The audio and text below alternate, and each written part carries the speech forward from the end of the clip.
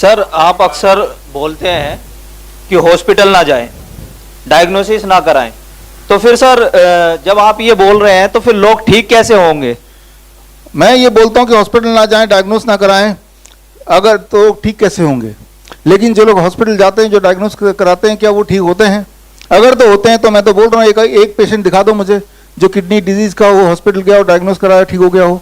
Heart disease का हो, hospital गया हो, डायग्नोस कराया, ठीक हो गया हो। डायबिटीज का हो, बीपी का हो, लिवर का हो, कैंसर का हो, जो उसने हॉस्पिटल गया, सारी बातें मानी और वो ठीक है, दवाइयों मुक्त है और सिम्टम भी चले गए हैं, वैसे एक पेशेंट दिखा दो। तो ये एक भ्रम है कि एलोपैथी के हॉस्पिटल जाएंगे, डायग्नोस करेंगे और ट्रीटमेंट करेंगे और हम ठीक हो जाएंगे, ये एक भ्रम है। अगर तो भ्रम नहीं है तो मैं बोल ही रहा हूँ, ऐसा एक पेशेंट दिखा दो। स्कूल में क्या पढ़ाई हुई थी? स्कूल में क्या पढ़ाया प्रज्ञा मैम ने? और जसलीन मैम ने क्या पढ़ाया था?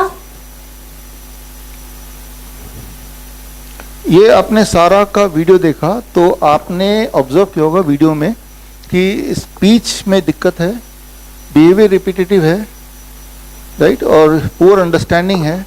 ये सारे ऑटिज्म के सिम्टम्स हैं और हमसे जुड़ने के बाद, कैन प्रोटोकॉल फॉलो करने के बाद इन सब में काफ़ी इम्प्रूवमेंट है। कैन प्रोटोकॉल कितना फॉलो किया, वो कैन प्रोटोकॉल वापस बैक ये कैन प्रोटोकॉल काफ़ी हद तक फॉलो किया।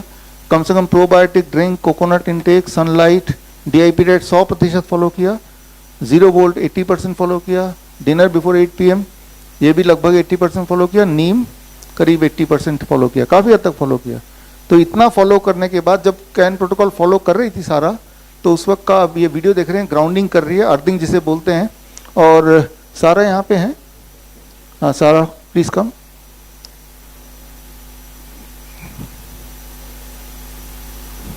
आइए प्लीज, आइए। सारा यहाँ पे आपके सामने है साक्षात। हेलो। और सारा की मम्मी भी साथ में है, कुछ बोलना चाहेंगे? पहले क्या था सारा में और कैन प्रोटोकॉल फॉलो करने के बाद अब क्या बदलाव है? कैन प्रोटोकॉल पहले शुरू करने से पहले इसकी अंडरस्टैंडिंग अच्छी नहीं थी और लोगों से मतलब सोशल भी नहीं मिल पाती थी, लोगों से बात नहीं कर पाती थी और राइटिंग भी में अच्छा नहीं हो रहा था। पढ़ रही थी, स्कूल में है 3 साल से, लेकिन राइटिंग अच्छी नहीं हो रही थी। जब से कैन प्रोटोकॉल शुरू किया है तब से इसके स्पीच में भी चेंज आया है। सेंटेंस नहीं बोलती थी, सेंटेंस पे आ गई है। लोग फ्रेंड भी बनाना शुरू कर दिए हैं स्कूल में और राइटिंग बहुत अच्छी हो गई है। और हाँ, अंडरस्टैंडिंग बहुत चेंज है सर, मतलब एक बार में बात समझ जाती है। अभी मुझे 2 महीने हुए हैं, पूरे सही से 2 महीने भी नहीं हुए हैं सर, पूरा होता भी नहीं है कैन प्रोटोकॉल, लेकिन जितना भी चला है अभी उसमें बहुत चेंज आया है उसके हिसाब से। मैच्योरिटी और अंडरस्टैंडिंग में बहुत स्टार्क डिफरेंस आया है, उसी को लेकर हम लोग बहुत पॉजिटिव और बहुत हैप्पी हैं। अभी हम लोग शायद पूरा फॉलो भी नहीं कर पाते हैं, उसके बाद भी हम लोग जितना चेंज देख रहे हैं उसको लेकर हम बहुत पॉजिटिव हैं और कोशिश कर रहे हैं कि अब बाकी हम जितना चीज़ रह जाता है उसका अगर हम वो सब भी फॉलो कर पाएंगे तो ज़रूर हम बहुत एक बेहतर चेंज देख पाएंगे। इस चीज़ का काफ़ी यकीन है हमें। 4 साल 4.5 साल थेरेपी कराकर जितना चेंज हमें लगा उसके कंपैरेटिव अभी हमने जितना टाइम स्पेंड किया उसके हिसाब से काफ़ी पॉजिटिव चेंज है और उसके लिए काफ़ी हम खुश हैं और काफ़ी होपफुल हैं। सारा यहाँ पे है और सारा के लिए यहाँ आने के लिए आप सबके सामने आपको मोटिवेट करने के लिए दिस फॉर सारा, ये आपके लिए है। Thank you thank you thank you. Want to add something? इसका जो सेशन है वर्ल्ड हेल्थ डे पे अक्सर लोग बोलते हैं कि भाई आपका इलाज मेरा इलाज बड़ा महंगा है और लोग हमसे इलाज कराना चाहते हैं, फ्री में इलाज कराना चाहते हैं। तो जो लोग मुझसे फ्री में इलाज कराना चाहते हैं उनको हमने आज से 1 हफ्ते पहले ये जो आप देख रहे हैं ये डिज़ाइन देख रहे हैं इधर, जिनको इधर मेरे रैपिड ट्रीटमेंट कि अपने आप को खुद से कैसे मॉनिटर करना है और खुद से ही कैसे ठीक करना है और घर बैठे ही कैसे करना है, फास्टेस्ट सेफेस्ट, फास्ट हो, सेफ हो, इकोनॉमिकल हो, खुद कर पाए और एक ही तीर से कई निशाने लग जाए। तो वो खास ट्रेनिंग अगर मैं विदेश में देता, मलेशिया में देता, तो आप देख रहे हैं मलेशियन गवर्नमेंट की सर्टिफिकेट जो मुझे मिला है, ये मेरा नाम है, पासपोर्ट नंबर वगैरह दिखाए, वहाँ पे अगर यही वाली ट्रेनिंग मैं दे दूँ या जब भी देता हूँ तो मुझे जो पार्टिसिपेंट्स है वो फीस नहीं देती है, पार्टिसिपेंट्स की फीस गवर्नमेंट मुझे डायरेक्टली देती है। सर आप अक्सर बोलते हैं कि हॉस्पिटल ना जाएं, डायग्नोसिस ना कराएं, तो फिर सर जब आप ये बोल रहे हैं तो फिर लोग ठीक कैसे होंगे? मैं ये बोलता हूँ कि हॉस्पिटल ना जाएं, डायग्नोस ना कराएं, अगर तो ठीक कैसे होंगे? लेकिन जो लोग हॉस्पिटल जाते हैं, जो डायग्नोस कराते हैं, क्या वो ठीक होते हैं? अगर तो होते हैं तो मैं तो बोल रहा हूँ एक पेशेंट दिखा दो मुझे जो किडनी डिजीज़ का हो, हॉस्पिटल गया हो, डायग्नोस कराया, ठीक हो गया हो, हार्ट डिजीज़ का हो, हॉस्पिटल गया हो, डायग्नोस कराया, ठीक हो गया हो, डायबिटीज़ का हो, बीपी का हो, लिवर का हो, कैंसर का हो, जो उसने हॉस्पिटल गया, सारी बातें मानी और वो ठीक है, दवाइयों मुक्त है और सिम्टम भी चले गए हैं, वैसे एक पेशेंट दिखा दो। तो ये एक भ्रम है कि एलोपैथी के हॉस्पिटल जाएंगे, डायग्नोस करेंगे और ट्रीटमेंट करेंगे और हम ठीक हो जाएंगे, ये एक भ्रम है। अगर तो भ्रम नहीं है तो मैं बोल ही रहा हूँ, ऐसा एक पेशेंट दिखा दो।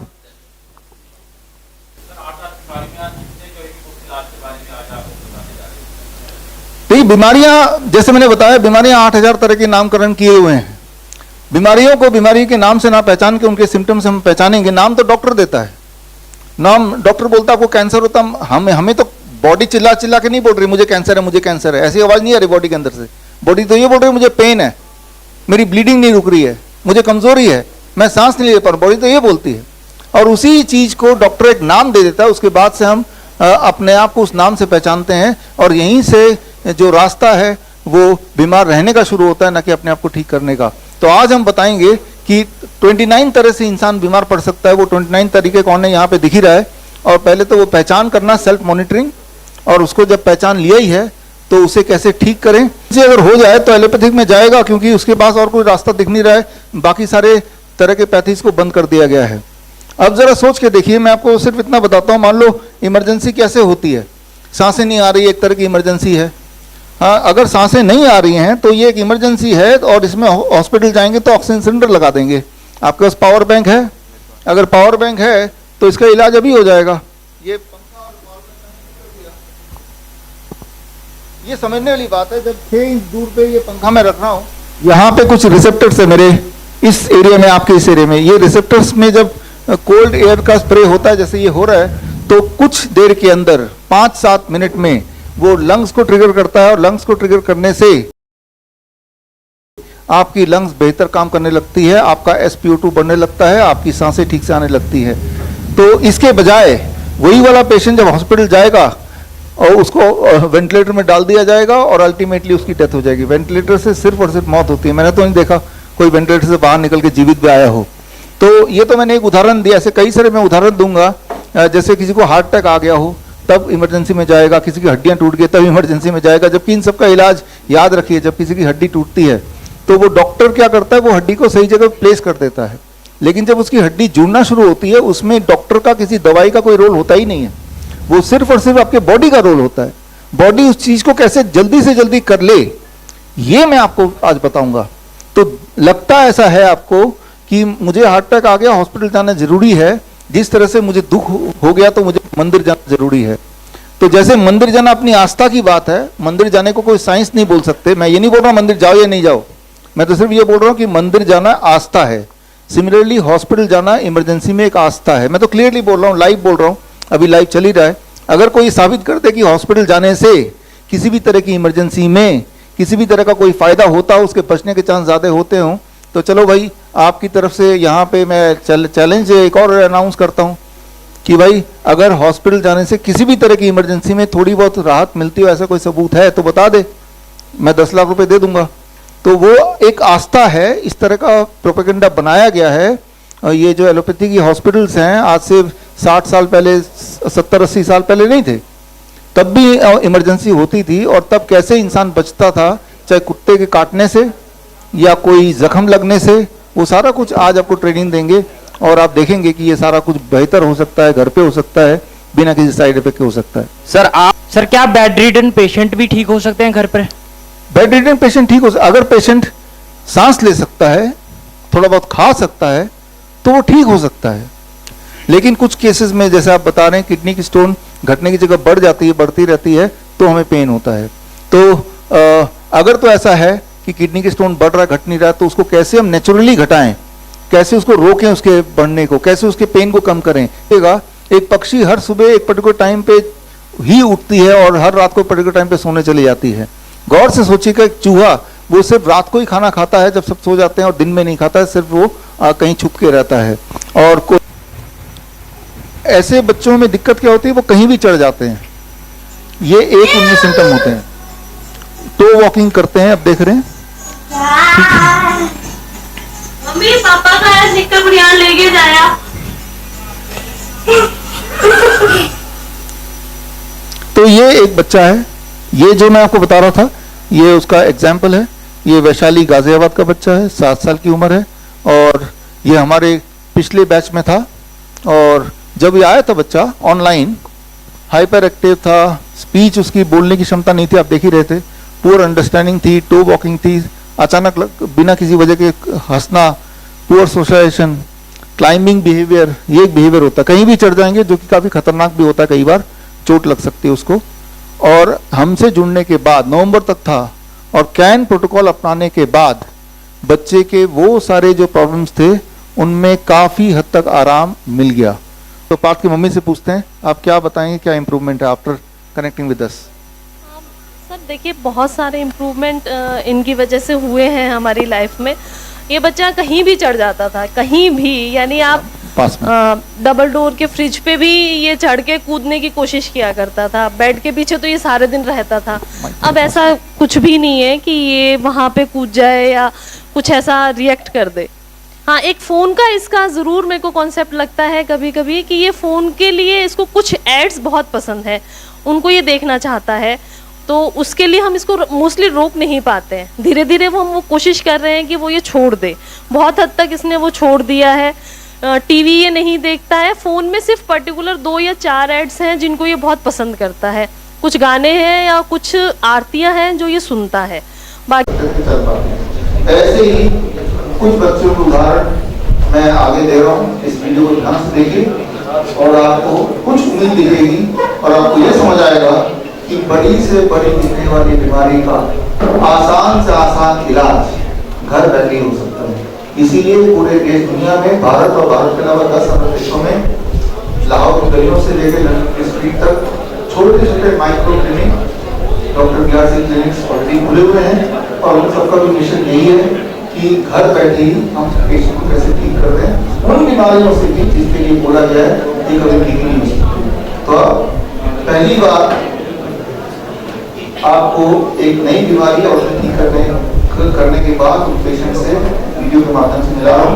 आज से पहले ऑटिज्म, ADHD, डाउन सिंड्रोम की बात हम करते आए हैं पिछले 1 साल से, और हम बात करेंगे कि उसी मेथड से सेरेब्रल पाल्सी के पेशेंट्स भी बेनिफिट हो सकते हैं।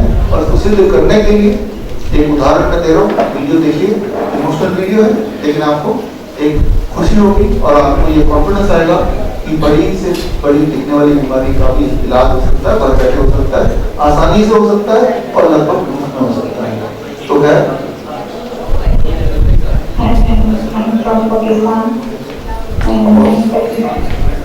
ये आप देख रहे हैं, ध्यान से देखिए, ये बच्चे की रिपोर्ट हमसे जुड़ने से पहले, कैन प्रोटोकॉल फॉलो करने से पहले, जब उसको उठने में भी दिक्कत थी, और ये आफ्टर, अब जब वो कैन प्रोटोकॉल बच्चा फॉलो कर पा रहा है, अब उठ पा रहा है, चल पा रहा है। ये पाकिस्तान का इस्लामाबाद का 4 साल की का बच्चा है, तेहरान नाम है। वीडियो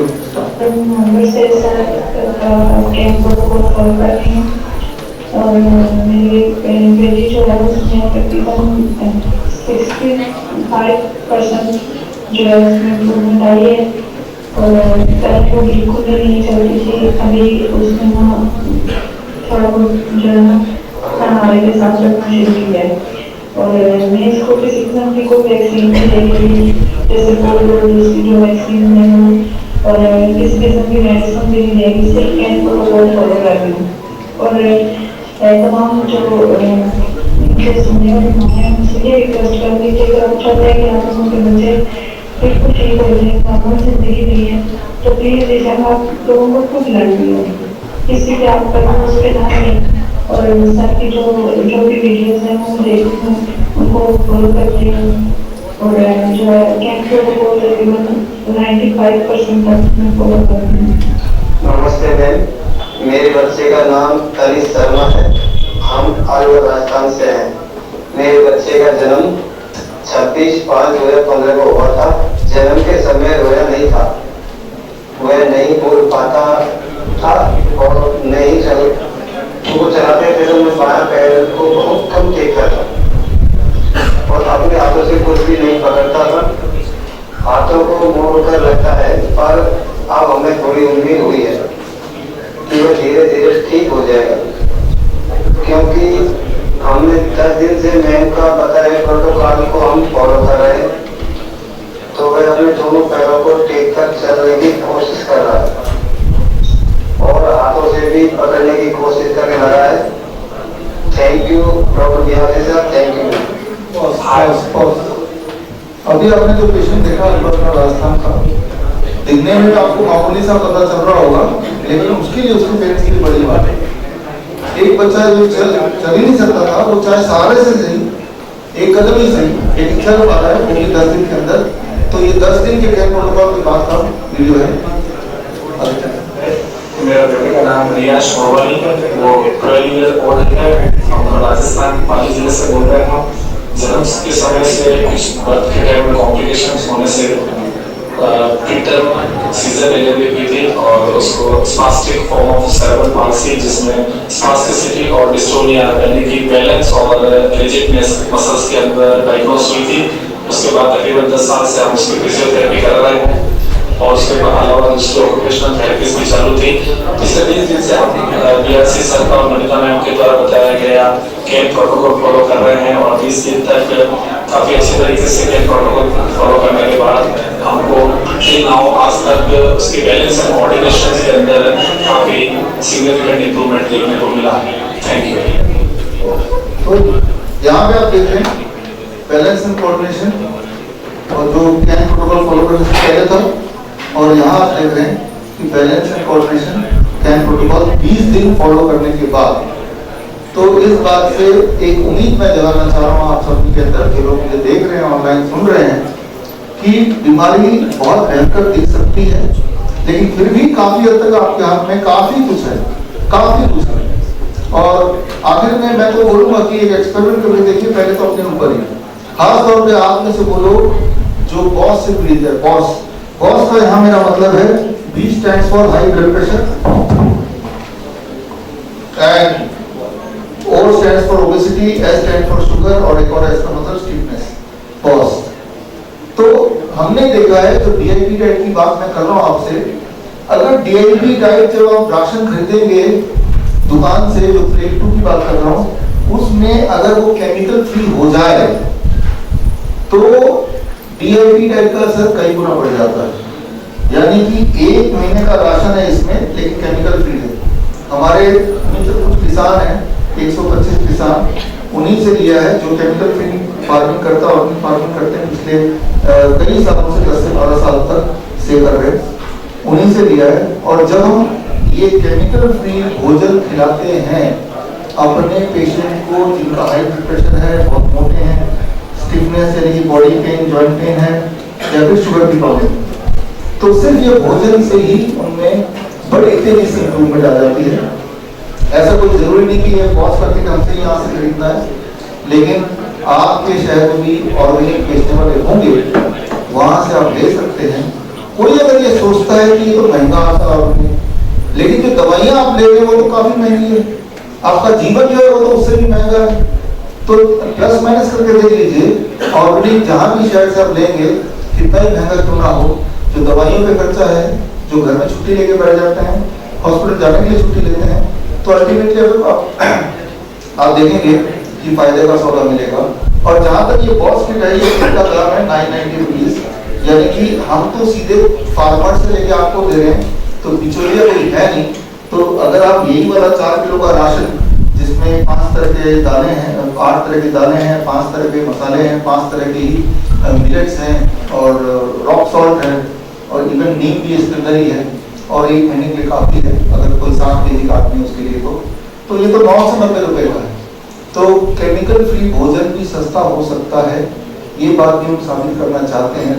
इसीलिए हमने अपने पेशेंट्स के लिए पॉजिटिव बनाया है, ताकि आपको 2 मैसेज दे पाएँ कि अगर डायरेक्ट आप सीधे फार्मा से लेते हैं तो फार्मा मोटिवेट होगा कि वो केमिकल फ्री बनाने में और आपको ये सस्ता पड़ेगा। यही काम हम कर रहे हैं। लेकिन दूसरा उद्देश्य ये है कि आपको सिर्फ इतना बता दें कि बड़ी दिखने वाली बीमारी ब्लड प्रेशर है, शुगर है, जो सालों साल सदियों से, मतलब 10 साल 20 साल 30 साल से दवाइयां ऐसे ले रहे हैं कि पता ही है कि वो कभी खत्म नहीं होगी, दवाई लेते रहना पड़ेगा। जबकि हमारे पेशेंट जैसे ही वो अपने डाइट को शिफ्ट करते हैं, वो 3 दिन का हमारा जो कैंप होता है उसमें ही दवाइयां और इंसुलिन हमारे हॉस्पिटल में छोड़ के चले जाते हैं। आपको हमारे हॉस्पिटल आने की आवश्यकता नहीं है, लेकिन जो बातें मैंने बताई इन बातों को अमल करते हुए अपने घर को ही हॉस्पिटल बना लीजिए।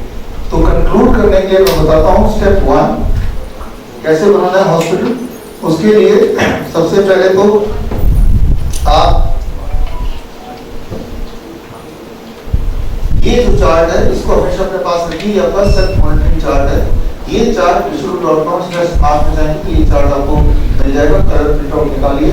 और आज की जो ट्रेनिंग है, आज की ट्रेनिंग वीडियो भी आपको विशुद्ध.com/स्मार्ट में मिल जाएगा, तो वो वीडियो आप देखिए और कुछ चीजों का बंदोबस्त कर लीजिए, जैसे हॉट वाटर इमर्शन टब या वीजोस्टिमुलेशन थेरेपी या फिर ये पंचकर्मा की कुछ ऑयल्स हैं। ये ऑयल अगर दुकान से खरीदेंगे तो बड़े बड़े कंपनियां जो बनाती हैं नाम जरूर वो लिख देगी कि ये महानारायण तेल है, लेकिन उसके अंदर जो 50 तरह के इंग्रेडिएंट है, वो इंग्रेडिएंट का कॉस्टिंग जितना होता है उतने में वो तेल बन नहीं सकता जितने में वो बेचती है। जाहिर सी बात है वो कुछ ऐसा गड़बड़ी करती है कि वो रिलायबल नहीं होता है, वो थोड़ा सा एडल्ट्रेटेड होता है, जिसकी वजह से पंचकर्मा का असर लोगों की बॉडी में बहुत कम होता है। फिर लोग बोलते हैं अगले तो काम नहीं करता। इसीलिए हम अपने पेशेंट्स के लिए खुद बनवाते हैं और ताकि पेशेंट का इफेक्टिवनेस मिले। तो अगर ये 4-5 तरह के ऑयल और लेप का सामान आपके पास हो, नीम का सामान हो, तो इससे आप देखेंगे चाहे लाइफस्टाइल बीमारी हो, चाहे न्यूरोलॉजिकल बीमारियां हो, तो कई सारे तरह की बीमारियां आराम से घर पे ठीक कर सकते हैं। वो बीमारियां जिससे आप सालों साल से ऑलरेडी परेशान हैं और जिसमें बता दिया गया है कि जीवन भर दवाई पे रहना पड़ेगा, मैं उन बीमारी की बात कर रहा हूँ।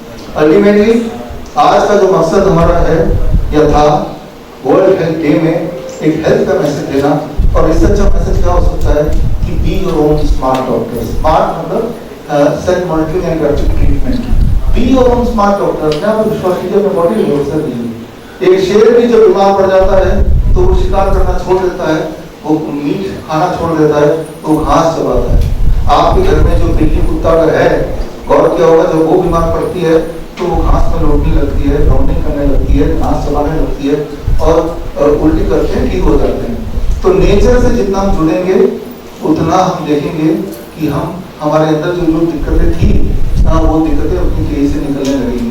जितनी सारी बातें मैंने बताई हैं ये कोई मेरा आविष्कार नहीं है, ये सारी ऑलरेडी मॉडर्न साइंस में भी है और हमारे एंशिएंट टेक्सचर में भी है, टेक्स्ट बुक में भी है। उन सबको मैंने इकट्ठा करके इस किताबों में डाल दिया है।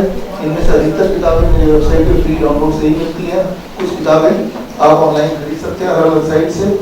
जितने सारे सोशल साइट्स हैं, चाहे अमेजन है, फ्लिपकार्ट है, एप्पल है, सब कुछ मिलता है। तो लेकिन ये नॉलेज एक बार आ जाएगा तो आपको बीमारी से डर नहीं लगेगा। ये नॉलेज एक बार आ जाएगा तो आपको समझ आ जाएगा ये तो पूरा ताना बना चल रहा है डॉक्टर का, एलोपैथी लॉबी का, वो कितना बड़ा धोखा है, क्योंकि सबसे बड़ा धोखा है। तो आज के वर्ल्ड हेल्थ डे के दिन फाइनल मेरा जो आपके लिए मैसेज वो ये है कि जो आपके हेल्थ के नाम पे एक डिजीज केयर सिस्टम बना है, उसका एक ही मकसद है कि आपको बीमार रखते हुए जिंदा रखा जाए। क्योंकि ये समझना होगा कि health disease care system, pharma lobby एक हेल्दी इंसान के साथ व्यापार नहीं कर पाएगी, नहीं कर सकती है, और एक डेड बॉडी के साथ भी व्यापार नहीं कर सकती है। व्यापार तभी हो सकता है जो जिंदा रहते, बीमार रहते हुए जिंदा रहे, इसी का सारा प्रावधान किया गया है। जबकि अगर इस ऑनलाइन में डॉक्टर सुन रहे हैं, मुझे जो भी सुन रहे हैं उनके लिए मेरा मैसेज है, याद रखिए कि पेशेंट का काम डॉक्टर के बिना भी चल जाएगा, लेकिन एक डॉक्टर का काम पेशेंट के बिना नहीं चलेगा। डॉक्टर तो पेशेंट तो कुछ ना कुछ करके अपने आप को ठीक कर ही लेगा। तो खैर इसी के साथ आज का जो मेन मुद्दा है वो खत्म होता है। अगर आप किसी के जो हमारे मीडिया के फ्रेंड्स अगर कोई सवाल है तो मैं उसका सवाल का जवाब दे सकता हूँ, अदरवाइज आपका यहाँ आने के लिए धन्यवाद। And with this we conclude today's world health day program. Thank you. कोई सवाल है तो पूछ सकते हैं। ये एक जिंदा बॉडी पर सिखाई जाती है। एलोपैथी की जो बेसिक यूनिट है वो ब्रेथ है, और वो बोलते हैं कि अगर ऑक्सीजन नहीं होगी तो आदमी मर जाएगा, इसीलिए वो लोग सिलेंडर्स लेके घूमते हैं, फिर वेंटिलेटर्स लेके घूमते हैं। और वेंटिलेटर अपने आप में इतना ट्रॉमेटिक है कि उसमें आपको सेडेट करना पड़ता है वेंटिलेटर लगाने के लिए, और लेकिन आदमी परमानेंट सेडेट हो जाता है, कभी वो वेंटिलेटर से वापस ही नहीं आ सकता। और अगर हम नेचुरोपैथी साइंसेस की बात करते हैं तो इनकी जो बेसिक यूनिट है वो ऑक्सीजन के साथ साथ एक एनर्जी है जिसको हम बोलते हैं प्राण, जिस पर एलोपैथी में कभी भी नहीं सिखाया जाता।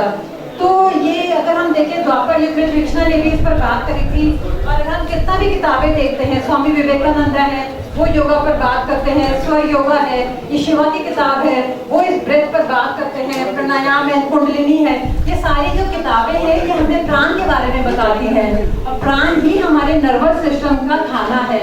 जब हम एलोपैथी में प्राण की बात ही नहीं करेंगे तो हम उसको कैसे ठीक कर सकते हैं। तो मैं आपको दिखाऊंगी प्राण से हम लोगों ने किस तरह से बच्चों को 2-3 दिन में ही बोलना शुरू करवा दिया। तो अगर हम बात करते हैं प्राण की, तो ऑक्सीजन के साथ साथ हमारे लंग्स में एक एयर जाती है जिसको हम प्राणवायु बोलते हैं।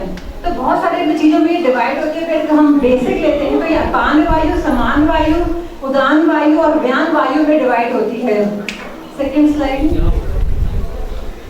तो आप इसको देखते हैं तो हमारी बॉडी में आगे अलग अलग डायरेक्शंस में जाती है। व्यान वायु पूरी बॉडी में जाती है, उदान वायु ऊपर की तरफ जाती है, प्राणवायु लंग्स में जाती है, सामान्य वायु नेवल में जाती है, और अपान वायु नीचे की तरफ जाती है। तो यही चीजें हैं जो हमें यूरिन करने में, बच्चे की डिलीवरी नीचे से होगी, शूशू नीचे से जाएगा, वॉमिटिंग ऊपर से है, ये सब चीजें डिसाइड करती हैं। तो मैं दिखाऊंगी कि हमारा ज्ञान प्रोटोकॉल में इतना जबरदस्त मैजिक है कि ना हम योगा करते हैं ना मेडिटेशन करते हैं बच्चों के साथ, मगर 24 घंटे के अंदर अंदर हम इनकी वायु ठीक कर देते हैं, और सारे सिम्टम्स जो ये ऑटिज्म ब्रॉड स्पेक्ट्रम में सारे सिम्टम्स दिए जाते हैं, 3 दिन के अंदर अंदर हमारे बच्चों को ये सारे सिम्टम्स ठीक हो जाते हैं। टू वॉकिंग, ऑकवर्ड वॉकिंग, क्योंकि ये जो नीचे हमारी वायु जाती है वो ठीक हो जाती है एक्सट्रीमिटीज में, और लिमिटेड आई कॉन्टैक्ट, क्योंकि जो हमारे हेड में जो वायु जाती है उसकी वजह से बच्चों का आई कॉन्टैक्ट नहीं होता, और डिफिकल्टी फॉलोइंग इंस्ट्रक्शन, क्योंकि उनका डिसबैलेंस हो जाता है ब्रेन। इनएप्रोप्रिएट लॉफ्टर, क्योंकि उनकी ये मसल्स जो है, इनकी जो वायु है, उनकी वाइब्रेशन गलत हो रही है, वो अनकंट्रोलेबल होती है। इसी तरह से पुअर हैंड राइटिंग एकदम उनकी बच्चों की ठीक हो जाती है, और ड्राइंग्स बनाती है, जब ये वायु ठीक होती है तो हैंड्स में जा रही है। सीजर्स जो पूरी बॉडी में वायु सर्कुलेट करती है उसको ठीक करते ही बच्चों के सीजर ठीक हो जाते हैं। Breathing abnormalities, constipation, abdominal bloating, irritable bowel syndrome, ये सारे सिम्टम्स हमारी ये पेट वाली जो हमारी वायु है, नेवल वायु, इसको ठीक करते ही सारे सिम्टम्स ठीक हो जाते हैं। और जब हम बात करते हैं डिलेड स्पीच की, हमारे बच्चे बोलने क्यों लगते हैं, तो आपको ये समझना पड़ेगा कि जो ये वोकल कॉर्ड में तो धागे के माफिक होते हैं, और इन भागों में बहुत ही ज़्यादा वाइब्रेशन बहुत फास्ट हो गई। जैसे कि कोई भी म्यूजिकल इंस्ट्रूमेंट होता है उसमें 2 तार होते हैं, अगर वो आप गलत खींच देते हैं तो उसमें आवाज़ आ ही नहीं सकती। तो यही इन बच्चों के साथ हो रहा था, और हमारे ज्ञान प्रोटोकॉल से इन बच्चों की जो वाइब्रेशन है ये ठीक हो जाती हैं। कहने का मतलब ये कि आवाज़ तो कहीं गई ही नहीं थी, आवाज़ सिर्फ वही थी, उसका अलाइनमेंट बिगड़ गया था वोकल कॉर्ड्स का। और ये हमारे ज्ञान प्रोटोकॉल का ये मैजिक है कि हम 24 घंटे के अंदर अंदर ये सारे बच्चों के अलाइनमेंट ठीक कर देते हैं, और दूसरे तीसरे दिन ही बच्चे हमारे मम्मा पापा बोलने लगते हैं। तो मैं आपको थोड़ा स्पीच के वीडियो दिखाऊंगी, आप देखिए। तो अभी आप देखेंगे जो अभी आपने एक्सप्लेनेशन देखा, इसमें सबसे इम्पोर्टेंट बात, जैसे डॉक्टर ममता ने बताया कि हर पेरेंट ये उम्मीद करता है कि कब मेरा बच्चा पहली बार पापा बोले, पहली बार मामा बोले, लेकिन ऐसे काफ़ी सारे अनफॉर्चुनेट पेरेंट्स हैं उनकी ज़िंदगी में ये दिन आता ही नहीं है, आता तो कई साल बाद आता है। और ऐसे ही कुछ उदाहरण, ऐसे बच्चे जो पहले एक भी शब्द नहीं बोलते थे, 15-20 दिन में एक शब्द कम से कम बोलने लगे, या उससे भी कम समय में जो एक शब्द बोलते थे सेंटेंस बोलने लगे, और जो सेंटेंस बोलते थे वो गाना गाने लगे। ऐसे कुछ उदाहरण आप देखिए, और ना बोल पाने से बोल पाना, बोल पाने से गाना गाना। तो ऐसे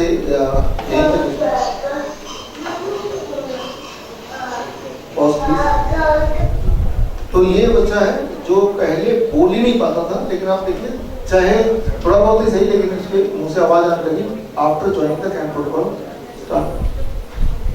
स्टार्ट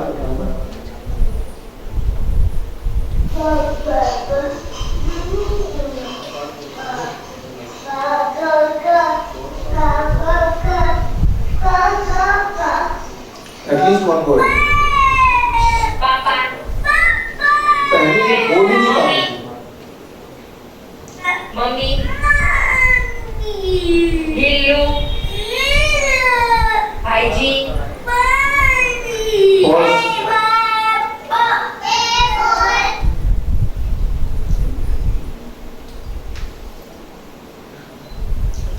कपिल आपको कर लो ना यार।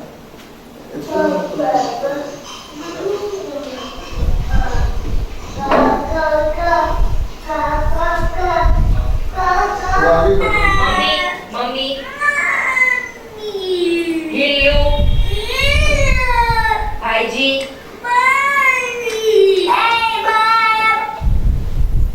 चलो ये बच्चा पहले एक वर्ड बोल सकती थी, अब पूरा सेंटेंस बोल रही है। ये है तुम्हें कॉस 6 साल की। ये पहले सिंगल वर्ड बोल पाती थी। तेलंगाना से 5 साल की।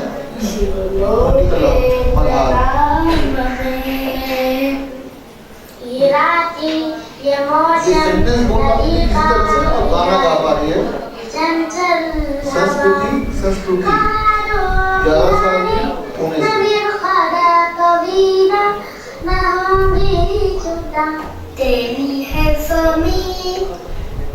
दर्शील है 7 साल का, जयपुर राजस्थान से। पहले सेंटेंस किसी तरह बोल पाता था, अब गाना गा पा रहा है। तो ये दिखने में बड़ा सामान्य लग रहा होगा आपको कि इसने अचीवमेंट किया, लेकिन जब आप ये जानेंगे, जैसा आपने देखा कि जो बच्चा कुछ बोल नहीं पा रहा था वो कुछ दिनों के अंदर वो बोलना शुरू कर देता है। जो थोड़ा बहुत बोल पा रहा था वो सेंटेंस बोलना शुरू कर देता है। जो सेंटेंस किसी तरह से बोल पा रहा था वो गाना शुरू कर देता है।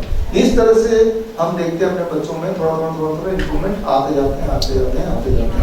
तो खैर अभी हम अब तक तो बात कर रहे थे न्यूरो डेवलपमेंटल डिसऑर्डर्स की, ब्रेन से जुड़ी हम बात कर रहे थे, थोड़ा बॉडी से जुड़ी बीमारी होगी। तो सबसे बड़ी जो बीमारी है, जो सबसे ज्यादा तंग करती है, वो पेन। किसी भी तरह का अगर दर्द है तो उस दर्द को कैसे भगाया जाए। अब जो लोग मुझे देख रहे हैं ऑनलाइन, अब दिमाग में सोचिए किस तरह के दर्द आपको होता है। घुटने का दर्द होता है, पेट में दर्द होता है, एंजाइना पेन होता है, सिर दर्द होता है। तो किसी भी तरह के दर्द को कैसे ठीक करें, उसके लिए क्या करना है। देखिए यहाँ पे किसी को पेन है, किसी को फीवर है, किसी को वीकनेस है, ट्रेमर है, जैसा मैंने पहले बताया। तो ये सारी चीजों को ठीक करने के लिए आपको ये 7 प्रोटोकॉल करना पड़ेगा। इन 7 में से जो पहले 3 प्रोटोकॉल हैं ये कंपलसरी है। तो जितने भी लोग मुझे सुन रहे हैं, पहली चीज तो ये है कि चाहे कोई भी बीमारी क्यों ना हो, हम अपने पेशेंट की ये 3 चीज तो चेंज करा ही देते हैं। Time as medicine, DIP diet and zero gold. ये तीनों प्राइमरी फैक्टर्स हैं जिसको बदलना ही है अगर अपने आप को ठीक करना है।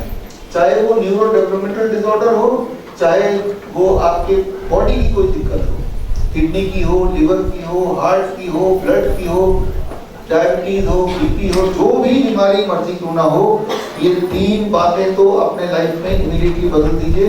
और बाकी ये 4 बातें डिपेंड करती है कि आपकी सिम्टम्स क्या हैं। तो पहले इन 3 की बातें बड़ी तेजी से कर लेते हैं। टाइम एज मेडिसिन का मतलब ये है, जो भी मैं बता रहा हूँ उसका सबूत आपको मेरी किताब में मिल जाएगा, सर्केडियन डॉक्टर। और मेरी किताब आपको फ्री डाउनलोड करने के लिए ई-बुक में मिल जाएगा, wishbook.com/ebook, या फिर आप ऑनलाइन किसी भी तरह से खरीद सकते हैं।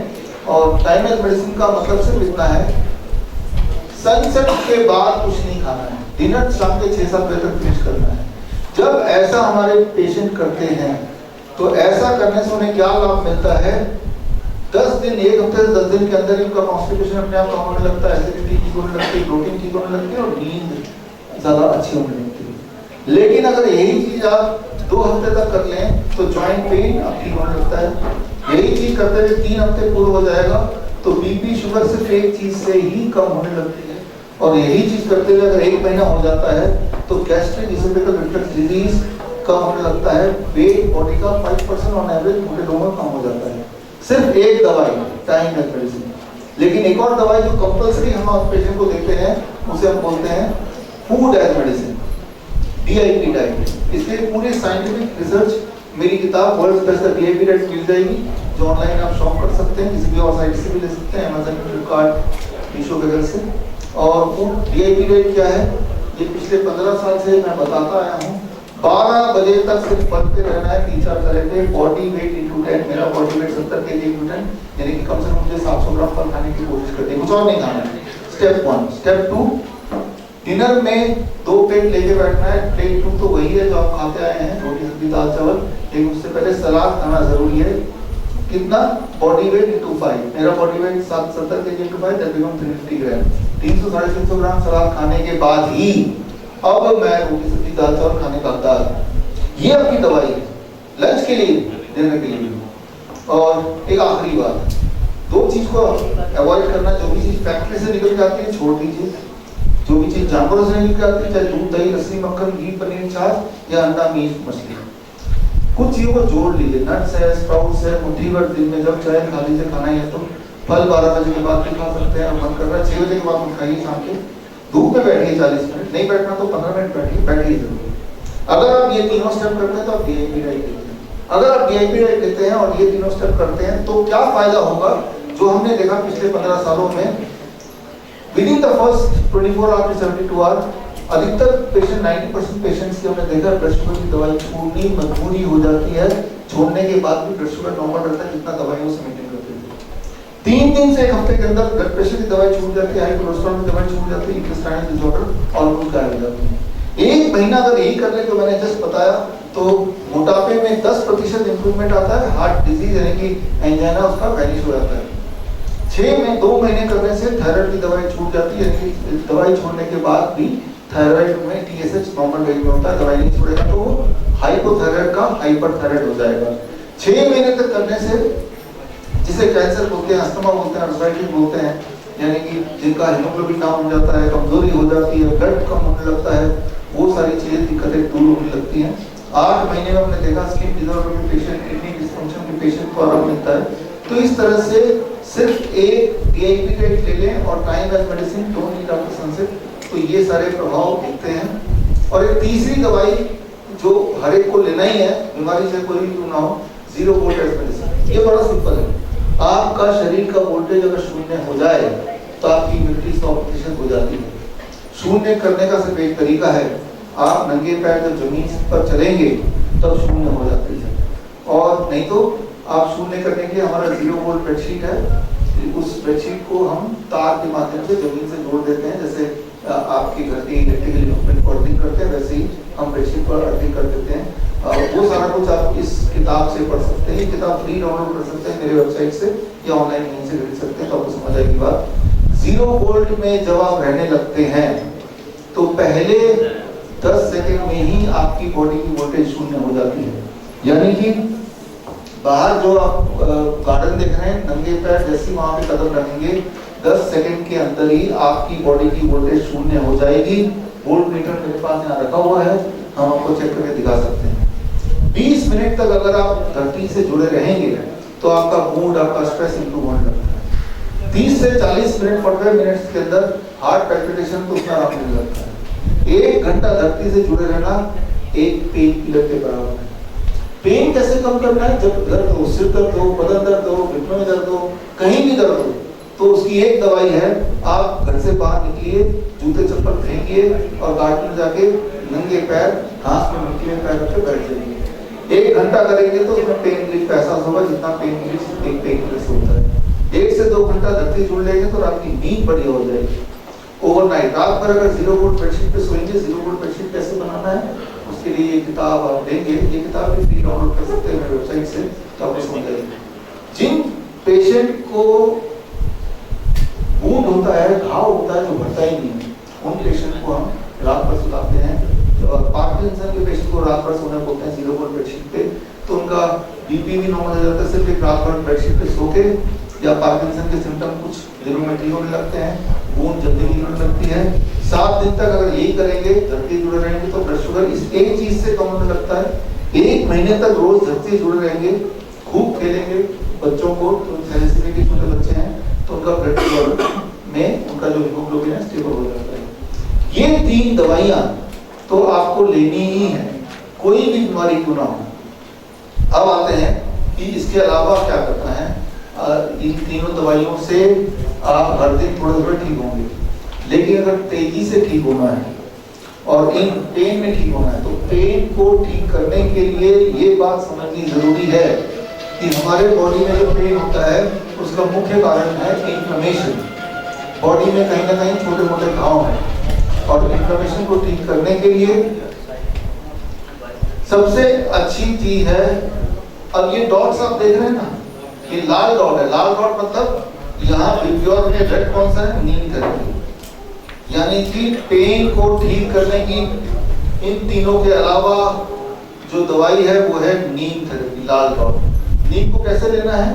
नीम को लेने के लिए नीम के पत्ते का पाउडर जो इसमें भरा हुआ है, ये तो हम ही बेचते हैं, लेकिन आप जरूरी कि हमसे खरीदते हैं, बहुत लोग बेचते हैं, कहीं से भी ले सकते हैं। ये सारा प्योर ही होता है। नीम का पत्ते का पाउडर प्योर मिलेगा, क्यों? क्योंकि इतना सस्ता होता है, इसमें मिलावट करेंगे तो महंगा हो जाएगा, है ना। तो ये प्योर ही मिलेगा, चिंता की बात नहीं। नीम के पत्ते खा सकते हैं, ये भी मत लीजिए। हर 10 केजी पे एक नीम का पत्ता लीजिए। 80 केजी का आदमी 8 नीम का पत्ता सुबह सुबह चबा ले और शाम को एक बार फिर चबा ले। ऐसा करेंगे तो आपकी बॉडी में जो पेन होता है, सुबह उठते ही पूरा बॉडी दर्द करता रहता है, थोड़ा चलते ही घुटने में दर्द होने लगता है, कुछ दिनों में आपको आराम मिलेगा, हफ्ते 2 हफ्ते में। तो पेन को ठीक करने के लिए आप इसको ले सकते हैं। और हेडेक को ठीक करना हो, जैसे मैंने थोड़ी देर पहले ही बताया था, आप 2 सेकेंड ऑयल इस्तेमाल करेंगे तो इमीडिएटली